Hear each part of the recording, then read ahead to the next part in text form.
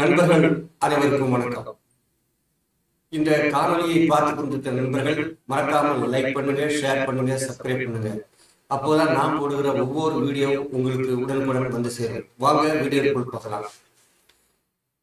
கடந்த 2-3 தினங்களுக்கு முன் நாமக்கல் மாவட்டத்தில் உள்ள மாவட்ட ஆட்சியர் அலுவலகத்தில் வருவாய்த்துறையினர் ஒரு போராட்டத்தினை நடத்தியிருக்கிறார்கள்.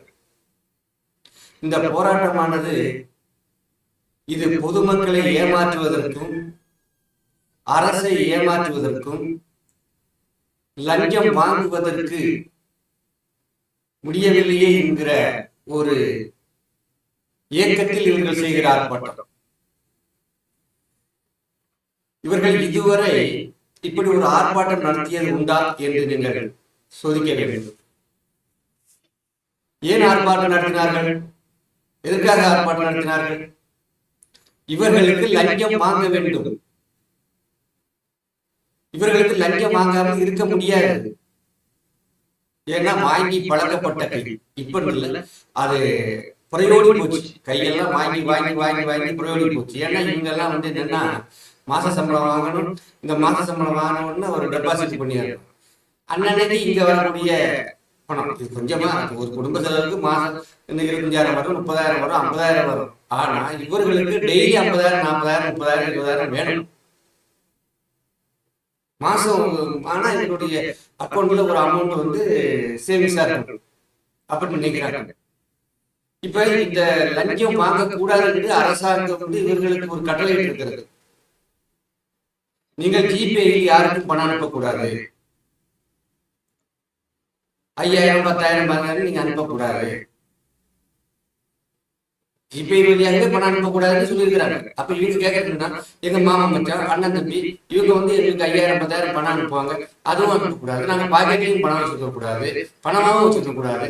நாங்க எப்படி செலவு பண்ணுவது?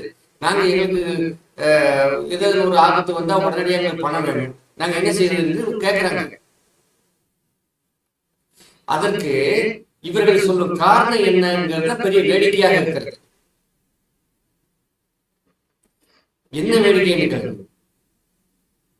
இவர்களை வருவாய்த்துறையுடைய உயர் அதிகாரிகள் மாவட்ட ஆட்சியில் இருந்து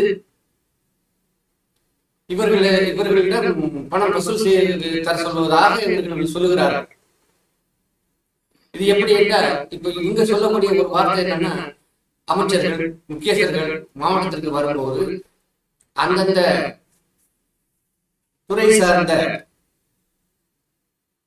அதிகாரிகள் செலவு செய்ய வேண்டும் என்று. வருவாய்த்துறையினர் இருக்கிறாங்க அப்படின்னா வருவாய்த்துறை சம்பந்தமான நலப்பணிகளை வழங்கும் போது அதற்கு சில இதெல்லாம் பார்வையிடர்களுக்கு அமைச்சர் வரும்போது செலவு பண்ணுவாங்க. ஆனா இது இவங்க கையில இருந்து செலவு பண்ண வேண்டிய அவசியமே கிடையாது. இவங்க என்ன பண்ணணும் அப்படின்னா இவர்களுக்கு பணம் வசூல் பண்ணியோ செலவு பண்ண வேண்டிய அவசியமே இல்லை. மக்களை நல்லா எண்ணி பாருங்க. இவர்களுடைய போலியான ஆர்ப்பாட்டமும் போலித்தனமான செயல்பாடுகளும் இவர்களுக்கு லஞ்சம் வாங்க அரசாங்கம் தூண்டுகிறது போல் தள்ளப்படுகிறார்கள் என்று இவர்கள் சொல்லுகிறார்கள். இது அரசாங்கம் எப்படி உங்களை லஞ்சம் வாங்க தள்ளப்படுது? நீங்கள்லாம் படித்தவர்கள் தானே. நீங்களெல்லாம் சட்டத்திட்ட தெரியாம நீங்க வேலைக்கு வந்திருக்கீங்களா? அப்ப நீங்க என்னன்னா நீங்க மாவட்ட ஆட்சித்தலைவர் இருக்காருன்னா அவருக்கு நீங்க முறையிடுங்க. உங்களுக்கு தான் ஏன்னா இப்ப நான் உங்களுக்கு ஒரு விஷயத்தை சொல்றேன். ஒவ்வொரு ஆண்டும் பட்ஜெட் ஒதுக்கீடின் போது ஒவ்வொரு மாவட்டமாக இருக்கட்டும், ஒன்றியமாக இருக்கட்டும், எந்த ஒரு அரசு அலுவலகமாக இவர்களுக்கு பொது நிதி என்று ஒரு நிதி ஒதுக்குவார்கள் ஆண்டுதோறும். இந்த நிதியில் இதர செலவுகள் என்று ஒரு செலவு உண்டு. அந்த செலவுகளுக்கு ஒரு அமௌண்ட் ஒதுக்கப்படும். அந்த பணத்தில் இருந்துதான் இவர்கள் முக்கியஸ்தர்கள் அமைச்சர்கள் வரும்போது செலவு செய்ய வேண்டும். ஆனால் இவர்கள் அந்த செலவை இவர்கள் செய்வது கிடையாது. இவங்க என்ன பண்ணுவாங்கன்னா கீழே இருக்கக்கூடிய அதிகாரிகள் இடத்துல சொல்லி அந்த சாமி நாம அமைச்சர் வர்றாரு, அவருக்கு கார்பெட் விரிக்கணும், அவருக்கு முந்திரி பருப்பு வாங்கி கொடுக்கணும், அவருக்கு செலவு பண்ணணும், அவருக்கு சாமியான பத்திரம் போடணும், அவருக்கு கூட ஒரு செலவு பண்ணணும், இதுக்கெல்லாம் நீங்க தான் செய்யணும் அப்படின்னு சொல்லி மேல படிக்கிறார்கள். இவர்கள் இந்த வாய்ப்பை பயன்படுத்தி கொண்டு லஞ்சம் வாங்கினாங்க. இப்ப இவங்க பேசுறது அப்படியே தெரியுது. லஞ்சம் வாங்கிக்கிட்டு அப்ப என்னைக்கோ ஒரு அமைச்சரோ ஒரு முக்கியஸ்தர்களோ வருகிறாங்க, அது ஒரு நாள் செலவு. அது எந்த செலவு? பொது மாவட்டத்தில் இருக்கக்கூடிய நிர்வாகத்துக்கு வருகிறார்கள் என்றால் அந்த பணத்தை பொதுநிதியிலிருந்து எடுத்து செலவு செய்ய வேண்டும். ஆனால் இது அப்படி செய்வதில்லை. மொத்தமாக கீழே இருக்கிறவர்களை வேலை செய்துவிட்டு அந்த பணத்தை இவர்கள் வவுச்சர் போட்டு எடுத்துக் கொள்கிறார்கள். இதுதான் உண்மை. அப்படி இவர்களுக்கு செய்ய முடியவில்லை என்றால் ஏதேனும் ஒரு ஒப்பந்ததாரையோ வேலை செய்கிறவர்கள் அழைத்து என்னென்ன வேலைகள் இருக்கிறது, இதுக்கு எவ்வளவு டெண்டர், இதுக்கு எவ்வளவு பைசா அப்படி என்று கேட்டால் அவர்கள் ஒரு எஸ்டிமேட் போட்டு கொடுப்பாங்க. அந்த பணத்தை அவர் வேலை செய்யலாம் முடிச்சு எடுத்து அவங்க எல்லாம் வந்துட்டு போனவரை என்ன பண்ணுவாங்க, அந்த அவங்களுடைய எவ்வளவு அவங்க டெண்டர் போயிருக்காங்களோ அந்த பணத்தை கையில கொடுத்து அவங்களுடைய கணக்கை முடித்து விடுவார்கள். இதுதான் விதி. அப்புறம் எப்படி உங்களுக்கு வந்து நீங்க அரசாங்கம் எதிர்த்து அரசு என்ன சொன்னாங்க தெரியுமா? அரசாங்கமும் இவர்களுக்கு சாதகமாக இல்லையா, மாவட்ட நிர்வாகமும் இவர்களுக்கு சாதகமாக இல்லையா, உங்களுக்கு எதுக்கு சாதகமா இருக்கணும்? ஏன் நீங்க காலையில வேலைக்கு வரைக்கும் சாயங்காலம் போறீங்க, மாதம் பண்ணா சம்பளம் வாங்க. அப்ப இவங்கெல்லாம் வந்து உங்களை கட்டாயப்படுத்தி லஞ்சம் வாங்க சொல்கிறார்களா? அரசாங்கம் இவர்களை லஞ்சம் வாங்கி தள்ளுகிறது. அப்ப அது ஒருத்தர் பேசிட்டு இருந்த ஒரு அதிகாரி ஒரு அதிகாரி அன்னைக்கு பேசும்போது, மக்களே இது நம்மளை நாமே காத்துக் கொள்ள வேண்டிய ஒரு கட்டாயத்தில் இருக்கிறோம். அரசாங்கமும் நமக்கு வந்து துணை இல்லை, மாவட்ட நிர்வாகமும் நமக்கு துணை இல்லை. ஏன் துணை இல்லை? வேலை செஞ்சு காசு வாங்க. இப்ப சொல்றீங்கல்ல, நாங்க இனி வந்தா ஒரு பைசா கூட நாங்க செலவு பண்ண மாட்டோம், எங்கிட்ட கேட்க கூடாது அப்படின்னு. ஏன் நீங்க முன்னாடி சொல்ல வேண்டியது? அப்ப நீங்க லஞ்சத்துக்கு மேல லஞ்சம் வாங்கிக்கிட்டு இருந்துகிட்டு அந்த பணத்தை கொடுக்குறீங்க. ஏன்னா மேலதிகாரி இப்ப நீங்க எல்லாம் நிறைய அங்கிட்டு வாங்குறீங்களா, அதுல இருந்து கொஞ்சம் கொடு அப்படின்னாங்க. என்ன பண்ணுவீங்க? சரி நம்ம வாங்குறதா 100 ரூபாய் வாங்குறோம், அல்லது 10,000 வாங்குறோம், ஒரு 500 ரூபாய் தானே, 1000 ரூபாய் தானே போதும்.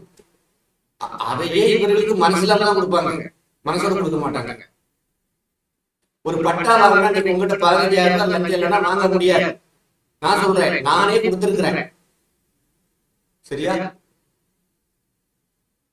உங்களெல்லாம் நீங்க வந்து வாங்குற சம்பளத்துக்கு வேலை செய்யுங்க. சும்மா அரசாங்கத்தை குறை சொல்லிக்கிட்டு அரசு எங்களுக்கு அதை செய்யல இதை செய்யல அங்க செலவு பண்ணிட்டு நீங்க தவறு செய்றீங்க, உங்களுடைய மூத்த அதிகாரிகள் தவறு செய்கிறார்கள், மாவட்ட நிர்வாகம் தவறு செய்கிறது. அப்ப அவங்களை போய் கேளுங்க, நீங்க எதுக்கு ஆர்ப்பாட்டம் பண்ணி கவர்மெண்ட் குறை சொல்றீங்க? இது உங்களோட முடித்துக் கொள்ள வேண்டிய விஷயங்கள். எனவே நீங்கள் பொதுமக்களை தவறான வழிக்கு திருப்பாதீர்கள். உங்களுடைய குறைகளை மக்களிடத்திலே இந்த மாதிரி எடுத்து சொல்லி நீங்கள் லஞ்சம் வாங்குவதை நியாயப்படுத்துவது போல் தெரிகிறது. அப்ப நாங்க ஏன் லஞ்சம் வாங்குறோம்? இப்ப நீங்க பேசுற பேட்டி எப்படி இருக்குன்னா, நாங்க ஏன் லஞ்சம் வாங்குறோம்? அப்ப லஞ்சம் வாங்கினாதான் நாங்க வந்து இப்படி எல்லாம் செலவு பண்ண முடியும், அதுக்காக லஞ்சம் வாங்குறோம். எவ்வளவு வாங்குவீங்க? எவ்வளவு வாங்குவீங்க லஞ்சம்? அதுக்கு ஒரு பட்டாவுக்கு 15,000 ரூபாய், ஒரு ஆளுக்கு வந்துட்டா 3,000 4,000, தொட்டா காசு, இந்த காசு, நின்னா காசு, ஒரு சாதனத்துக்கு போன காசு, எதுக்கு காசு இல்லை? பணம் பணம் பணம் எல்லாம் கவனிச்சா போதும் நடக்கல. ஏன் உங்களுக்கு வந்து ஏன் உங்களுக்கு அரசாங்கம் சம்பளம் தரலையா? கொடுக்கல. அந்த சம்பளத்தை வாங்கி சாப்பிட்டு ஒழுங்கா வேலை பாருங்க. உங்களெல்லாம் தட்டி கேட்கறதுக்கு ஆள் இல்லாம இருந்த காரணங்கள் போச்சு. இது தாவேக அரசு. இந்த அரசுல நீங்க லஞ்சம் வாங்க முடியாது. வேலை செய்வதற்கு விருப்பம் இருந்தால் வேலை செய்யுங்க, இல்லைன்னா விஆர்எஸ் வாங்கி போங்க, புது ஆளுக்கு வேலை கொடுக்கலாம். இளைஞர்கள் காத்துக் கொண்டிருக்கிறார்கள். எனவே இதற்கு மேல் நீங்கள் லஞ்சத்தை பற்றி, லஞ்சத்தை வந்து மக்களிடத்தில் தவறான எண்ணத்தை பரப்பக்கூடாது என்று உங்களுக்கு நான் கேட்டுக்கொள்கிறேன். இந்த வீடியோவை பார்த்துக் கொண்டிருக்கிற நண்பர்கள் உங்களுடைய நண்பர்களுக்கு ஷேர் பண்ணுங்க, லைக் பண்ணுங்க, சப்ஸ்கிரைப் பண்ணுங்க. அப்போதுதான் இந்த இவங்க செய்யக்கூடிய ஊழல்கள், தரங்கட்ட செயல்கள் அனைத்தும் மக்களை கொண்டு சேரணும். மக்கள் யாரும் ஒரு பைசா லஞ்சம் கொடுக்காதுன்னு முதலமைச்சர் விஜய் அவர்கள் சொல்றாங்க. இவங்களுக்கு ஜிபே பண்ண முடியலையா? உங்களுக்கு இருக்கு ஜிபே? ஜிபே தேவைதான்.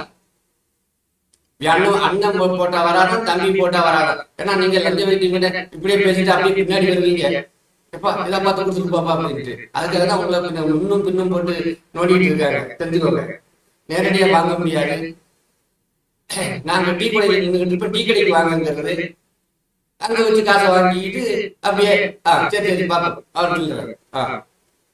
இதெல்லாம் எங்களுக்கு தெரியாது இருக்குல்ல. இதெல்லாம் எங்களுடைய வாழ்க்கையில நேரடியாக அனுபவிச்சு உங்களுடைய அனைத்து விஷயங்களையும் எனக்கு நேரா தெரியும். பட் என்ன செய்ய, இந்த ரெண்டு அரசாங்கங்களும் ஒரு ஒரு கேடு ரெண்டு அரசாங்கம் இப்ப வந்துட்டு போனது, அதுக்கு முந்தின ஒரு அரசாங்கம், இவர்கள் எல்லாம் உங்களை இந்த லஞ்சத்தை பற்றி பேசியிருப்பாங்களா, பார்ட்டி பண்ட பற்றி பேசியிருப்பாங்களா? இல்லைன்னா இத்தனை கோடி ரூபாய் இந்தியாவுக்கு கடன், தமிழ்நாட்டுக்கு கடன் வருமா? ஏன் உங்களுக்கு நேரடியாக வேலை செய்ய முடியல? இப்போ எத்தனையோ 6 கோடி மக்கள் பிழைக்கிறாங்க, நீங்க மட்டும்தான் லஞ்சம் வாங்கி பிழைக்கிறீங்களா? நீங்களும் வாங்க இல்லாம மக்களையும் வாங்க மற்றவர்களையும் வாங்குவதற்கு ஆளாக்குகிறீர்கள். எனவே பொதுமக்களே, இவர்களுடைய ஏமாற்று வேலையை கண்டு யாரும் மயங்கி விடார்கள், லஞ்சம் கொடுக்காதீர்கள். நன்றி.